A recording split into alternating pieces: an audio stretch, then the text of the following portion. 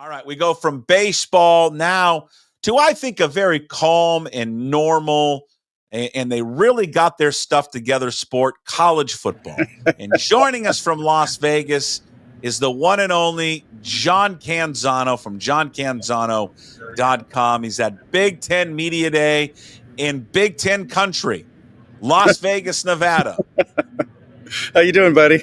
I'm doing well. How's Vegas? It's great. You know, I'm at the Mandalay Bay Convention Center. You can see behind me, they've got everything set up. You've got the Big Ten Network ready to roll. Tony Petitti, the Big Ten Conference Commissioner, is going to kick off this 3-day event with his address. He'll do about 30 minutes on the main stage behind me, and then they'll break off into these individual sessions. I'm going to give you a little tour here, Puck. Can I do that? Sure. You have these individual kind of stations that are set up around the room where they're going to let the athletes and coaches kind of talk individually. You can see they're numbered 1 through 11 because there are 11 teams in the Big Ten. No, because just 1 through 11, and that's what they're gonna go with. But a lot of questions for Petitti.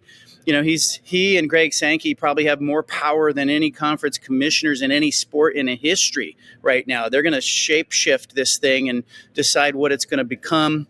Is there any kind of holistic viewpoint? Or is this just about, hey, we got to get what's ours? We'll find a little bit about that out. Plus, he's going to have to talk about the playoff format today and a number of other things. But I'm excited. Jett Fish will be here tomorrow. Dan Lanning tomorrow.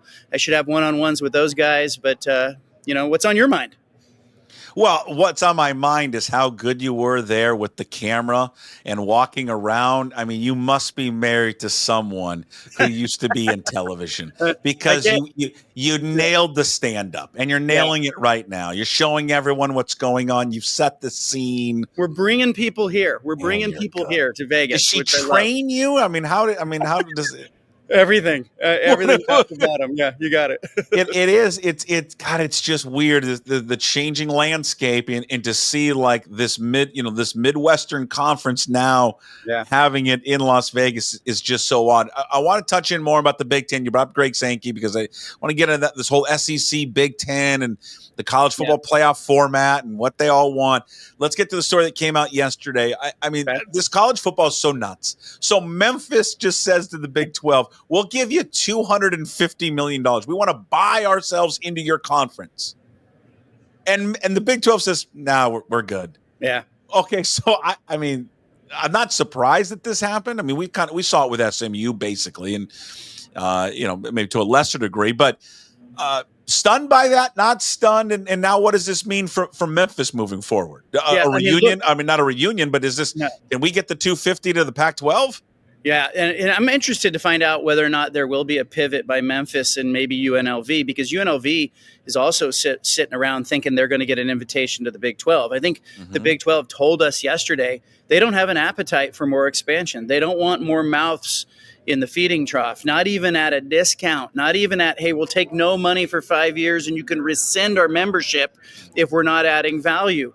They just don't want to entertain taking on additional teams and additional members. So I think it's really interesting to look at that. I'm a little surprised that Memphis put all their cards on the table. I mean, they went all in, said, here's our offer. They get turned down.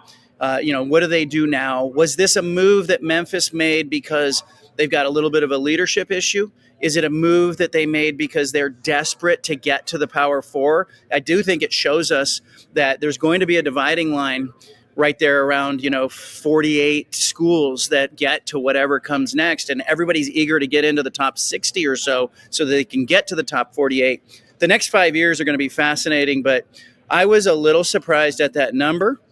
I'm not surprised that the Big 12 said no. They also said no to Gonzaga. You remember they had them on hold, forever. Were they going to be allowed into the conference? And UNLV thinks they're getting in, or they think there's an invitation coming. I think it's a big sign that these invites are not coming for these schools, and that you're going to have to do whatever is in your control in the next 5 years to position yourself for what comes next. Yeah. It's just amazing. Okay, so does now this open a door? Does Teresa Gould go back to Memphis? I mean, they had, right? You talked about this. They had an offer to them, and Memphis said no, I believe, correct? Yes. They gave Memphis a term sheet. They gave Memphis, Tulane, South Florida some term sheets. Basically, it was the opening of a conversation and a negotiation, and immediately Memphis shut that down by issuing that statement along with the other schools. Hey, we're staying in the American. I do think there's a question here for Teresa Gold. Do you go back to Memphis and look like you're the fallback conference? Or given that Memphis has now given up all their leverage, Puck, do you just kind of let them be and you go, hey, we have the better conference in the Pac-12 and you had your chance to join? I think it'll be really interesting to see what she does there. I think it removes some leverage from UNLV as well, because if the Rebels were holding out hope that they were going to get an invite, look at how the Big 12 responded to Memphis. Like, there's not an invitation coming for UNLV or anybody else right now. Oregon State, Washington State, no, they're not getting an invitation to the Big 12. You've got to put your head down and you've got to increase your brand, win in football, try to get to the playoff, and then hope that when there is, when Petitti and Sankey get finished, deciding what they want to do to college football, you hope that you can be a part of it. Do you think Brett Yormark would look at UNLV, though, and go, I kind of like them better than I like Memphis? I mean, do you think that door is completely shut on them? I just think the Big 12, there's some problems with Memphis that relate to the NCAA sanctions that go back, a few years ago. So there's some problems there, and they're not perfect. But I think the Power Four schools basically have voted and said, hey, we have all the brands and all the markets we want. And really, we're not talking about those conferences, Puck. Let's be real. We're talking about the TV partners. We're talking about Fox and ESPN. They have basically said, we have what we want. We can piecemeal off a Boise State. We can grab the Pac-12 on a lower tier package. But we have the conferences that we really want and we feel like we have to have. And we did it with consolidation. And so I don't think there's that much of an appetite for UNLV. As the Big Ten is proving today, you can get into Vegas without having UNLV. Sure. Pac-12 played championship events in Vegas, and I think the Pac-12 will still play championship events in Vegas moving forward. I think that's where they want to be. I don't think you have to have UNLV to get into Vegas, but UNLV's on that dividing line. They're one of the group of 6 schools that adds value. They have some value. So does Memphis. There aren't that many that have value, and the Pac-12 has most of them. Okay, so you've brought this up, and this has been a big topic here in the last week or two. This debate between the SEC and the Big Ten, who are just running college football now, especially when it comes to the College Football Playoff Committee. I had to remind myself, we go to the expanded, we go to 12 this year, but it's not not the format that they want to change once the TV deal changes in 26, and that's what these two conferences are focused on right now. They're not in agreement on how many automatic qualifiers get in. Big Ten wants something a little bit more radical than what the SEC wants, correct? Correct. Yeah. Yeah, and we're going to hear about it in just a few minutes. I mean, Tony Petitti's, everybody else did an hour-long presentation. Greg Sankey talked for an hour. Jim Phillips this morning, the ACC commissioner, talked for an hour. Brett Yormark talked for an hour. Petitti's doing 30 minutes here. And he's been a guy who's been reluctant or reticent to get in front of the camera and speak. And maybe that's true clout. Like, Phil Knight doesn't need to hold a news conference, right? He just talks. And so maybe Tony Petitti is leaning into that a little bit. But I've got a one-on-one with him later today, and I really want to drill down on, is there a holistic view here, or is this just about Tony Petitti and the Big Ten and Greg Sankey and the SEC getting everything they can get, making sure all their schools get into, this thing that's coming in 5 or 6 years, and then there's very little room for anybody else. Like, there's not a national feel to this conference. It's just a heavy concentration of Midwestern schools and Southeastern schools, and that's what major college football is going to be. But we're going to hear in just a few minutes how hardline Tony Petitti is when it comes to this playoff. And I'm supposed to talk to Pat Chun, the Washington AD, tomorrow as well. He's been a supporter of that. It's funny how when your office moves from Pullman to Seattle, your viewpoint changes. It's just, is anybody looking out for the greater good? And does anybody have this holistic view that most of us have when it comes to our college football and our love for the sport? So for those who don't know, what the Big Ten wants is suggesting what is it, a 4? Yeah, they want 4 automatics. They want 4 automatics, and but they want the SEC to have 4 as well. So they want 8 of the 12 to be from those two conferences. They want to basically, they're saying we want to codify this before there's a game played. We know we have 8 teams in, and then we might have more between those two conferences. We might have more because of the at-larges, and everybody else is going, hold on, wait a minute. Play this thing out. Decide it on the field. What are we talking about? You moved from the BCS system to the playoff system because you wanted humans involved. Now they're saying we don't want humans involved. Let's just guarantee that you're going to get your top 4 teams in, and then we'll figure out, let the humans decide who the at-large teams are. Brett Yormark and Jim Phillips, the 2 commissioners in the Big 12 and the ACC, along with Teresa Gold, along with Tim Pernetti of the American, all lining up and going, hey, man, conference champion should get in. Everything else should be an at-large. But Tony Petitti has been really dug in, saying he wants 4. He wants 4 automatics for his conference, 4 for the SEC. And we'll hear today how hardline is he with that. Why is the SEC not on board? Is it because they would have to, part of it, they'd have to add another conference game? They probably are looking at adding another conference game to have the playing field appear level if they're going to get 4 in. They also have done very well, Puck, under this existing system with at-larges. And I think there is a little bit more of a viewpoint of the greater good from coming from Greg Sankey, the SEC commissioner. You think about his background. He grew up on college conferences. That's where his jobs were. He was the head of intramurals at his first job, and when he was in college. And so now he's a conference commissioner. He's got all this authority. I do think there is a little bit of the pumping of the brakes, going, hey, wait a minute. This has historically done well for the SEC. They have dominated in the last 12 years under this playoff format. Aside from the last 2 years where they didn't have the champion, they've done really well, and I think they feel really good about, hey, let's just slow our roll here on going to an automatic 4. But I kind of like that Sankey and Petitti don't agree here. And I think we can hold out hope that there will be a check and balance at the top, because if they're in alignment and they both say we want 4 automatics, nobody's stopping them, Puck. Right.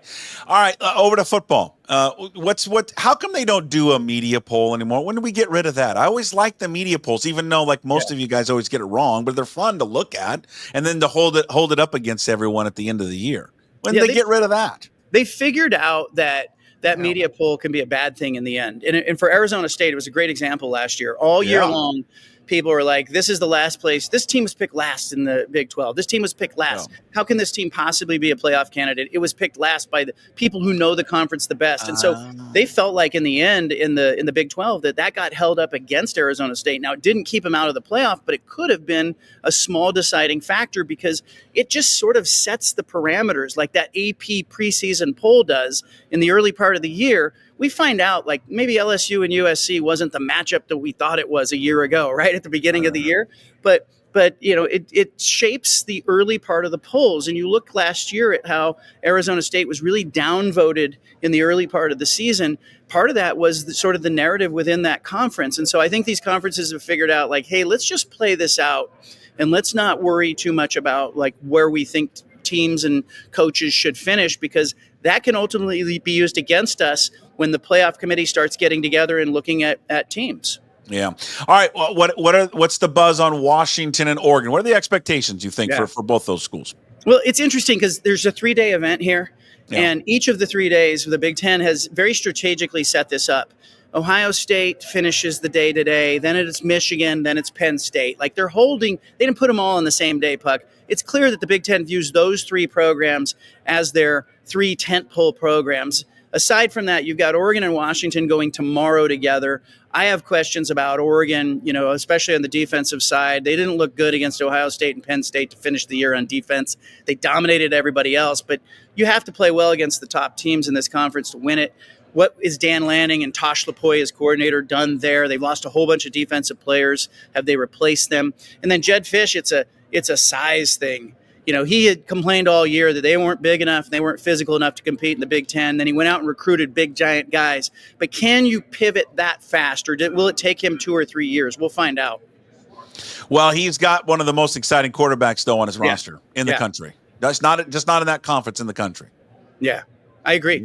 I think he could be a Heisman Trophy winner. He could win it if Jed Fish can get him the guys. But the question is, can you get it done fast enough? And in a world where it's very mercurial and transient, can you hold DeMond Williams Jr. there? Remember last year against Oregon, he got sacked 11 times.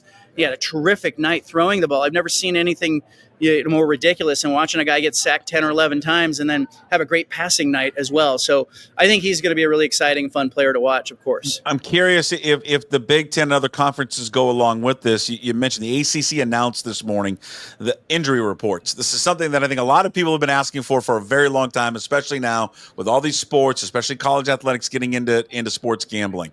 Injury reports are going to be required now in football, men's basketball, women's basketball, baseball, and all conference games. Football reports will be issued 2 days before with an update one day before, and then another update on game day. Do you think other conferences are going to follow this? Yeah, I think they are. And I think, we know what it's rooted in. It's rooted in gambling. Sure. And it's, we've seen so many problems with the NBA and Major League Baseball as it pertained to players violating and interpreters violating the law. I'll be curious to see how this goes with college kids, and how surprised will we be when things on the injury report or things that aren't on the injury report get leaked. Mm-hmm. But, this is aimed at trying to level the playing field for gamblers. This is definitely DraftKings and FanDuel and the other agencies that are in sports wagering saying, hey, we need a little bit more control here over making sure that everything is on the up and up. But, I'm sad that Chip Kelly's not part of this anymore, because I would love to see what he would do with an injury report, and we'll find out what these guys are going to do. But we'll see today. Does Tony Petitti support that? Does the Big Ten support that? We'll find out here in a couple minutes. Tell me when you got to go. Just put like your fingers up to your ears like you're getting like your producer's talking. Well, when they start talking, we'll just go when they start talking. We got about 4 or 5 minutes. Okay, all right. Before they start going. You can see the room is starting to fill up, and the Big Ten Network behind me is probably going to get annoyed because we're broadcasting on top of their broadcast. Oh, and the best thing is the Big Ten Network, isn't it just all the old Pac-12 people? Yeah. Isn't it like Ashley Amundsen and is it Yogi Roth? I can't even tell who's on the stage, but I did see Yogi. Ashley will be here, of course. Yeah. I saw Gaia Haberman, who was a Pac-12 Network guy.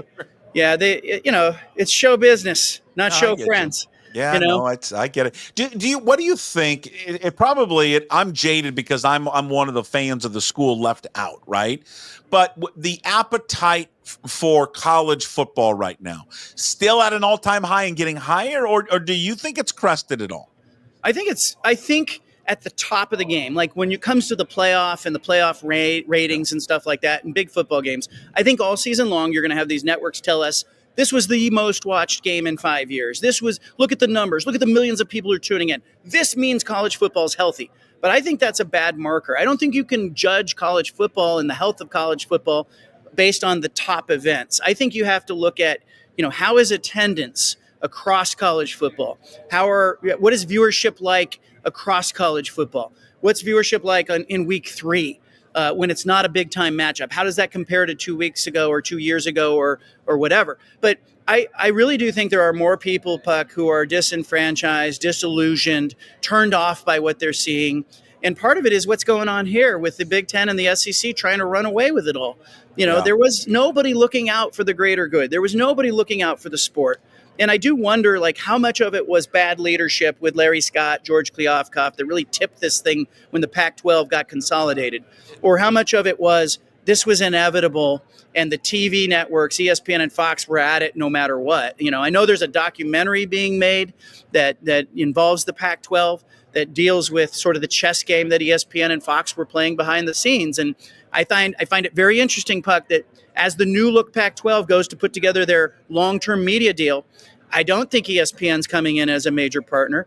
I don't think Fox is going to be a major partner. I think they're going with CBS. I think they're going with probably the TNT crew and Turner, and I think they're going to go with the CW. And I don't think that's accidental. I think the Pac-12 is going, we didn't have support and interest in our product. We're going to go elsewhere. So we'll see. They're getting going. We got music playing. Let me just squeeze one more. Yeah. Blazers fans' reaction to Adam Silver's comments about the arena relocation, all that. What's the mood? What was the mood in Portland after that? There's always hand wringing. Okay, the Blazer fans are always going to be nervous about Seattle and the potential for the team to be moving. But it sure was code from Adam Silver that sounded like 2008. It sounded like the Sonics. It sounded like Oklahoma City. This sounded like a message to Portland and a potential owner getting into Portland that, hey, you're going to need a new arena or have to make massive improvements to an arena. I think he's playing a poker game. if I'm the NBA, I do not want to cannibalize Seattle and Vegas as my next two NBA markets. There's 10 or 12 billion dollars in those two markets. Why would you sell Portland and let them move somewhere and relocate? Doesn't make any sense. So I think Portland probably keeps the team, but it sure made people anxious. Yeah. All right, go cover the press conference. You did a wonderful job on this. Reporting live from Las Vegas, John Canzano for Puck Sports. See ya. There he is.